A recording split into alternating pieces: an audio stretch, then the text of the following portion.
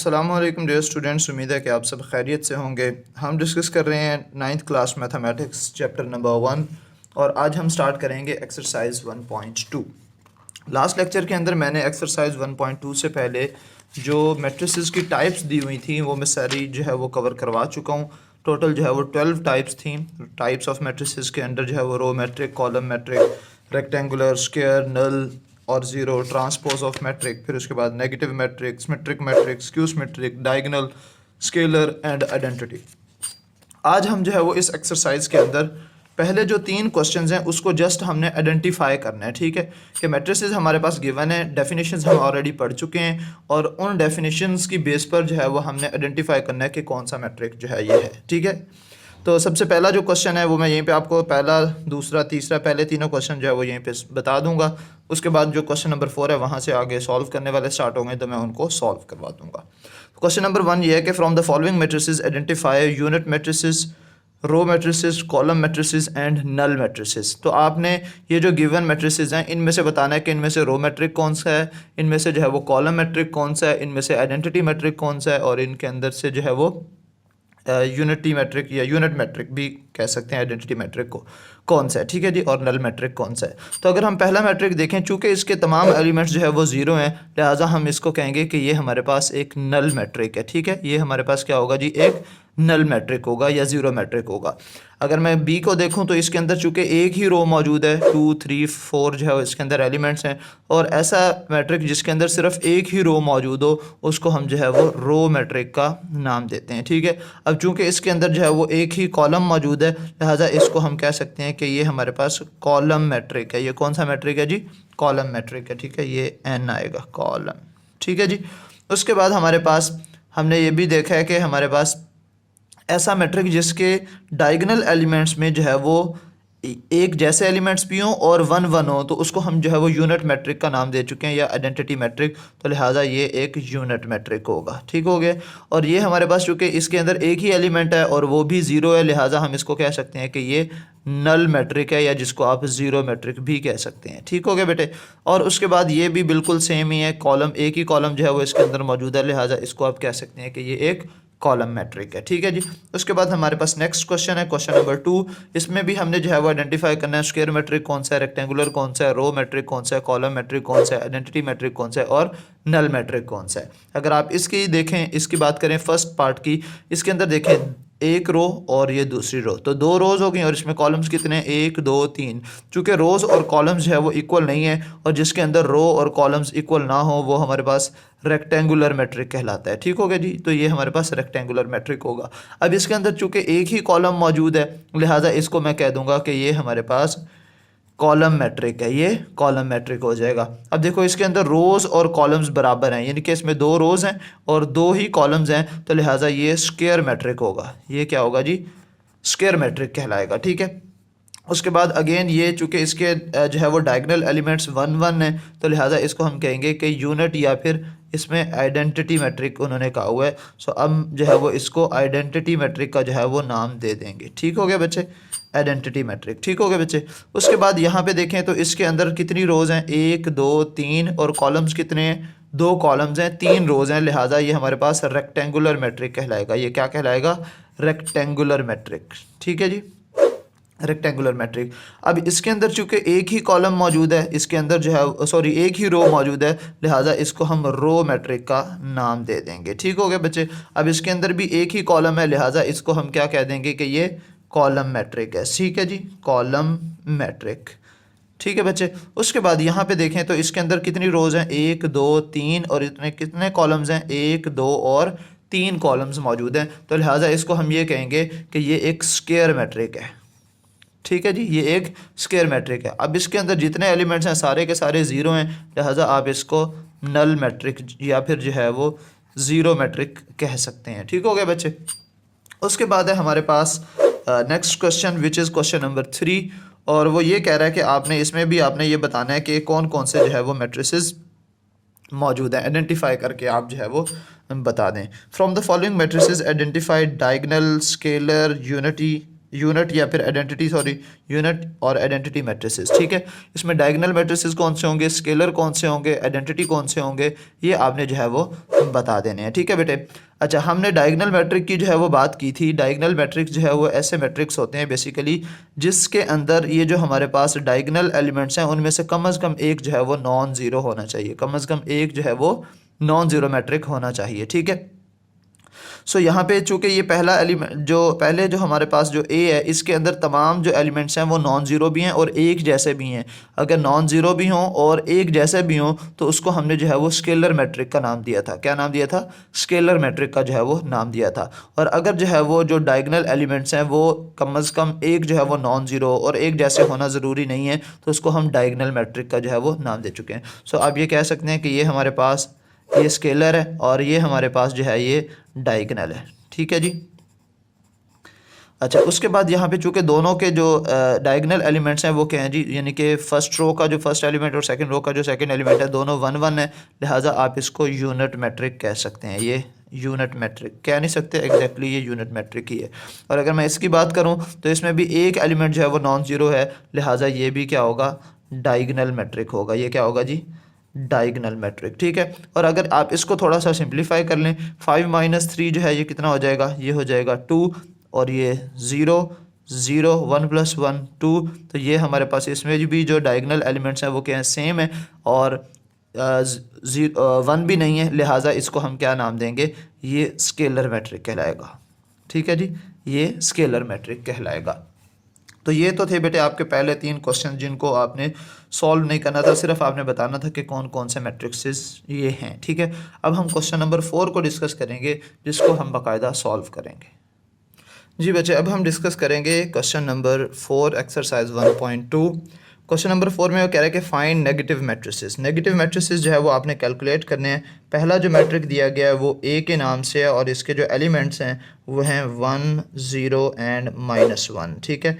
हमने -a यानी कि इसका नेगेटिव मैट्रिक जो है वो कैलकुलेट करना है। सो यहाँ से जो है वो मैं यहाँ पे कह सकता हूँ कि अगर मैं दोनों तरफ माइनस से मल्टीप्लाई कर दूँ, so -a which is equal to minus into 1 0 -1, ठीक है। और अगर मैं इसको माइनस को अंदर मल्टीप्लाई करूं तो 1 मल्टीप्लाई बाय माइनस, तो ये हमारे पास -1 हो जाएगा। ज़ीरो के साथ आप माइनस लगाएं ना लगाएं कोई फ़र्क नहीं पड़ेगा, माइनस इंटू माइनस ये +1 हो जाएगा।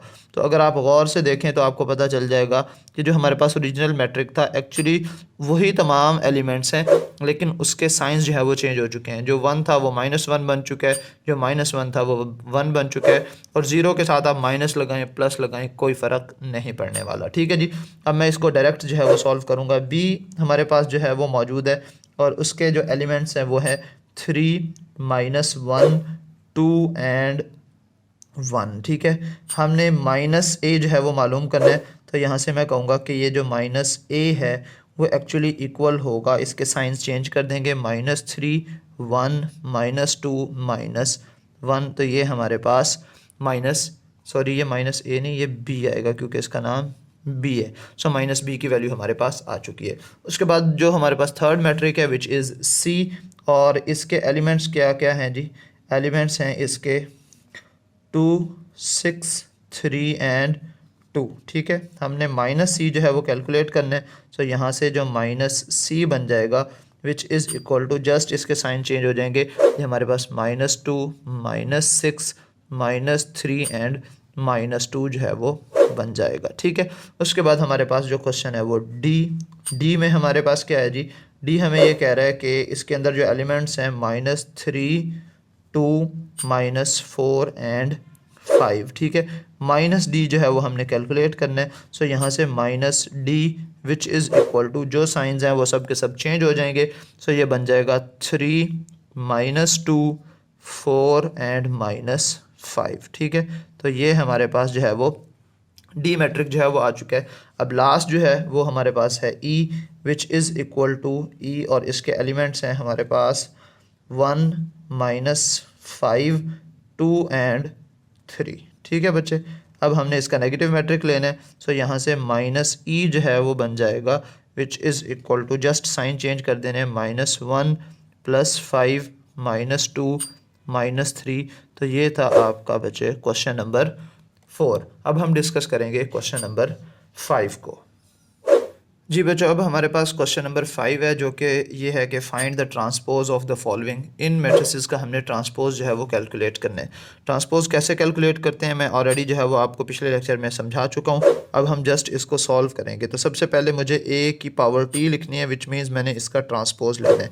और उसके बाद मैं ये जो वैल्यूज़ हैं वो एज इट लिखने के बाद 1 और -2 और लिखने के बाद मैंने जस्ट इसके ऊपर जो है वो पहले स्टेप में जस्ट पावर टी जो है वो दे देनी है। अब अगले स्टेप में चूंकि मैंने इसका ट्रांसपोज लेना है तो लिहाजा जो रो है उसको कॉलम में चेंज कर देना है और जो कॉलम है वो उसको रोज़ में चेंज कर देना है। अभी ये कॉलम मौजूद है, लिहाजा मैं इस कॉलम को किस में चेंज कर दूंगा, C1 जो है ये किस में चेंज हो जाएगा, R1 में चेंज हो जाएगा, यानी कि मैं इसको रो बना दूंगा। सो ये बन जाएगा हमारे पास 0 1 and -2 which is the transpose of matrix A. ठीक है, उसके बाद ये हमारे पास पार्ट 2 मौजूद है जिसका नाम है बी और इसके एलिमेंट्स जो हैं वो हैं जी 5 1 -6, 5 1 एंड -6। ठीक है, इसका भी हमने ट्रांसपोज लेना है। तो सोल्यूशन में मैं जस्ट बी का पहले ट्रांसपोज लिख लूँगा, B power T which is equal to जो बी का मैट्रिक है 5 1 एंड -6, इसके ऊपर मैं पावर टी लिख दूंगा यानी कि इसका ट्रांसपोज। और उसके बाद यहाँ पे चूँकि ये रो में मौजूद है तो लिहाजा इस रो को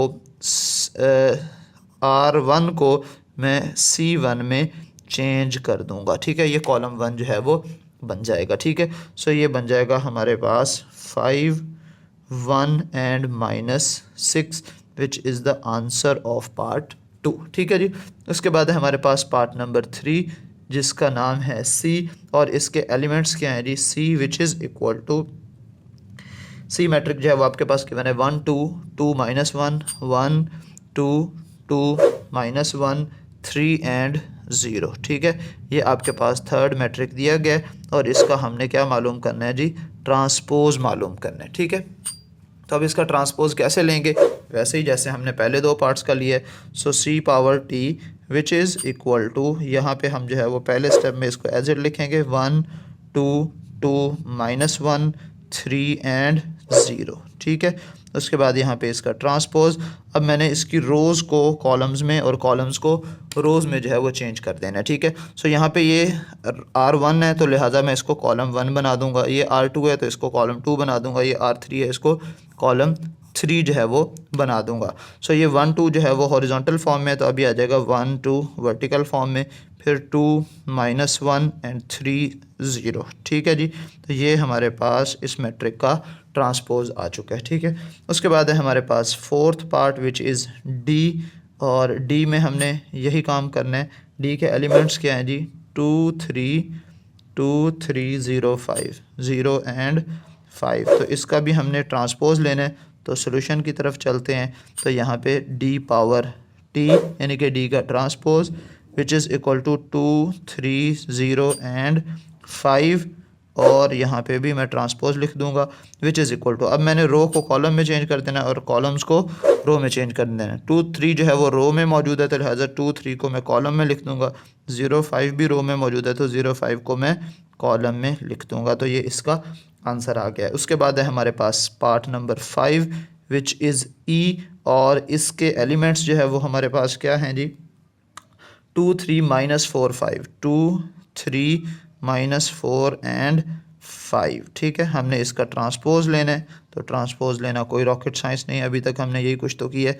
सो ई पावर टी यानी कि ई का transpose which is equal to जो ई का मैट्रिक है 2 3 -4 एंड 5, यहाँ पे भी एक दफ़ा मैं ट्रांसपोज लिख दूंगा और उसके बाद मैं इसकी रोज़ को कॉलम्स में चेंज कर दूंगा। सो 2 3 जो है वो रो में था और 2 3 जो है वो कॉलम में चला जाएगा, -4 और 5 रो में था तो -4 5 भी कॉलम में चला जाएगा, रो से कॉलम में शिफ्ट हो गया। ठीक है जी, उसके बाद लास्ट पार्ट है विच इज़ एफ़। सो ये सिक्स्थ पार्ट है जो कि है जी F which is equal to, इसके एलिमेंट्स क्या हैं जी, 1 2 3 4 1 2 3 एंड 4, ये हमारे पास गिवन है और हमने इसको सॉल्व करना है जी। लें जी, अब इसके सोल्यूशन की तरफ चलते हैं। सो एफ़ पावर टी यानी कि एफ़ का transpose which is equal to, यहाँ पे देखें जी, ठीक है जी, एफ़ का transpose which is equal to 1 2 3 and 4 और यहाँ पे इसकी पावर यानी कि इसका मैं ट्रांसपोज लिख दूंगा।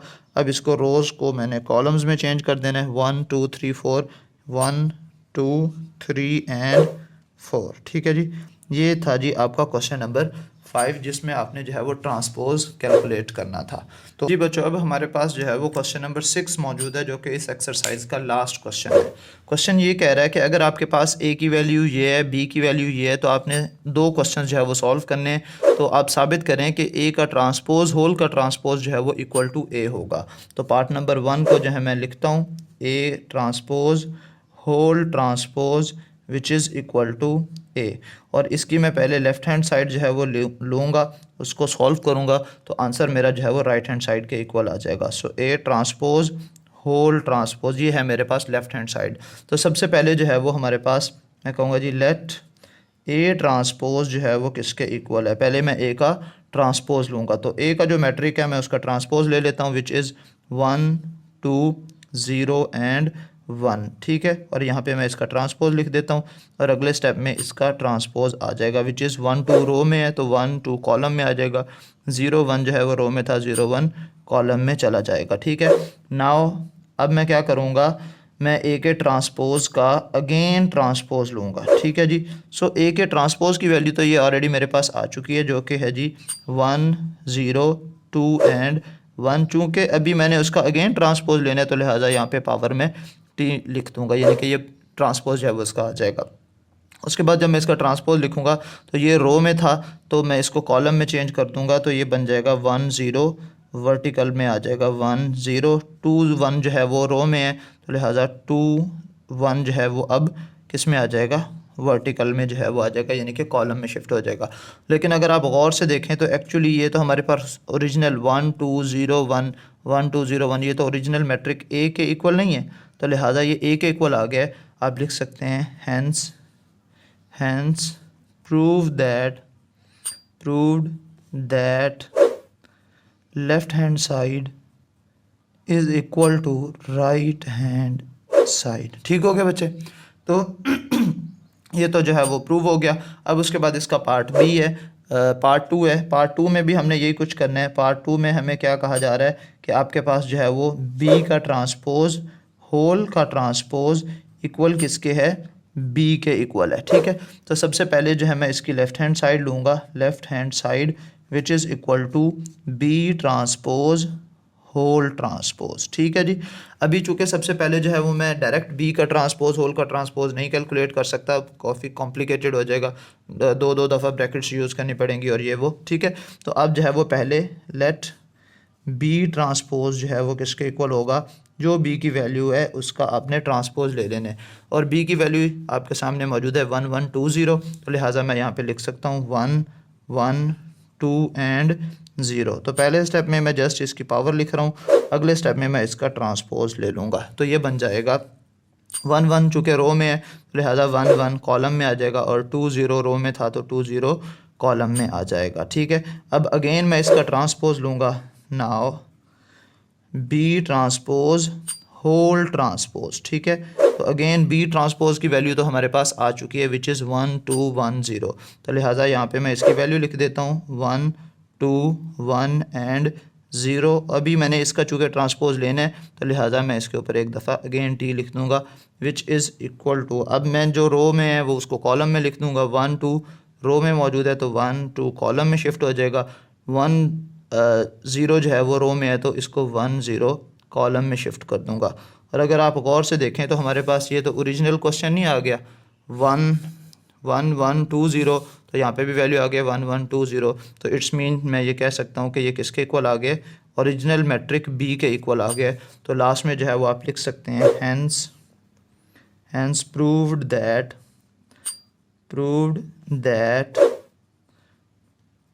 लेफ़्ट हैंड साइड यहाँ पे लिख देता हूँ जी, left hand side which is equal to right hand side. तो ये थी बच्चे आपकी एक्सरसाइज 1.2 जो कि अपने इख्तिताम को पहुँची। ठीक है जी, नेक्स्ट वीडियो में जो है वो इंशाल्लाह मैं एक्सरसाइज 1.3 से जो है वो आपको ऑनवर्ड जो क्वेश्चंस हैं वो सॉल्व करवाऊँगा। तो आज की वीडियो में इतना ही, नेक्स्ट वीडियो में आपसे फिर मुलाकात होगी, तब तक के लिए मुझे दुआ में याद रखिएगा। अल्लाह हाफिज़।